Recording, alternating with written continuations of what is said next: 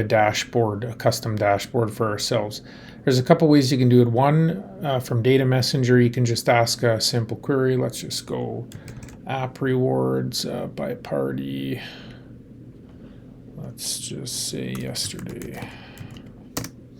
Okay, so we want to know the app rewards by party yesterday. You get your information here. Of course, you end up getting a lot of zeros in there. So again, you can filter that out if you want to, greater than 0. Okay, and then we have our information back, 42 rows. Now, what I can do is if I want to create a dashboard out of this, I just say add to dashboard. I can add it to one of my existing custom dashboards, or I can create a new one that I will just call test for now. Then what happens is when I create it, I have my test area here. Okay, I got my dashboard tile with the natural language query in here. I can label, I can title it however I want to. If I want to call this app rewards by party yesterday or whatever it may be, you can title it however you want to. If you decide to change the query up a little bit, you can rerun it as well, add an additional column. So a lot of it functions just like the Data Messenger database as well. Okay, but maybe we want to take a look at something like this. Okay, which is just the total amount proportionally, which we have here. And then let's say we do want that percentage that was shown in the previous video. We can add in here this custom function, this percent of total, and then now we end up having that numerical value as well. Save the column. Then you can chart to make sure you got the percent of total. Okay, and then let's say we do want to have the pie chart, then you can have the pie chart as a percentage of total. Okay, so I can title that, I can do whatever I want to, I can redimension it from size wise, and then when I'm happy with my dashboard, I can just hit save. Now you'll see the dashboard is saved here with the other dashboards. If I want to take a look into this information here, I can click. If I want to take a look at this one, it will return me again the underlying app rewards information that I could see in this case for Cumberland. If I want to take a look at, let's say the DA utility, I could click on that and then it'll return all those rewards that were issued as part of that. Okay, so that's kind of how you create. The other piece you can do too is if you go into edit mode, you can also add a tile here. And then it's the same type of thing. You can take a query and put it in. Let's say maybe we want to do validator rewards, this one here. Validator rewards, or number of transfers, or whatever that particularly looks like.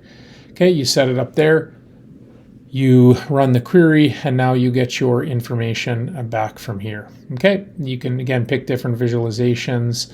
There's a lot of different pieces, and then let's say you want to get a threshold that's kind of above the liveness rewards. Let's just kind of call that for now greater than 26,000. Okay, now you have your filter completed there. And at that standpoint, again, you can do your percentage of total, or you can just pick a chart, sort it. We'll sort it first before we chart, and then you can see here, you now have your chart. And again, drill downs, everything else. When I'm happy with it, I can save it, and then it's actually there. Okay, at any time, you want to edit it, you want to edit the title, you can edit the title right up here as well.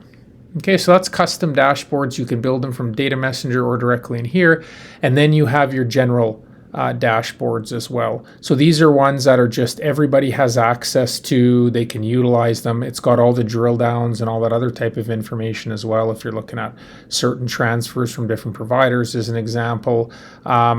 These ones are all available to everybody. If there's additional information that you would think would be important that everybody sees, at Sync Insights, they can just easily create these new ones and publish those in a very, very simple way from there. Okay, there's resource usage, of course, in purchasing. So if you're looking at traffic purchases, because of course you always want to be pretty careful with a bandwidth and that type of stuff as well.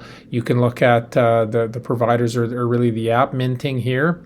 You can take a look at all that information and charts as well. Again, do the drill downs, and then at any time you can do the custom ones as well. So this is a custom one I have, taking a look at minting efficiencies of some of the applications as an example. And if I want to take a look at minting efficiency of one of them, I can pick, we'll pick Intellect EU here.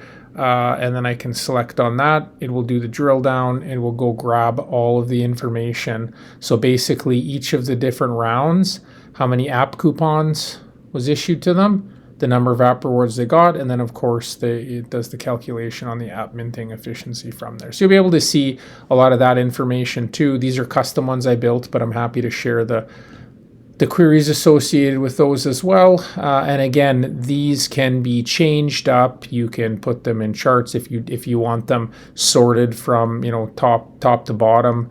You can do that here. That'll persist. Or if there's only specific ones you want to look at, you can do the edit the dashboards as well from this standpoint. Okay, and then kind of last one is if you want to use very specific value labels or the unique names, you can do things like this. So this is looking at the validator rewards. And if I just said Chatta main 1 and Chatta main 2, it will add those together. So if you want to separate those, you can just put by party. So it'll just grab Chatta main 1, Chatta main 2 and do it by party. I titled it here, and then you get the information as part of it. Just like Data Messenger, it shows the interpreted as, so it's showing the user how it actually gets done. But at any time you can adjust those as you see fit as well.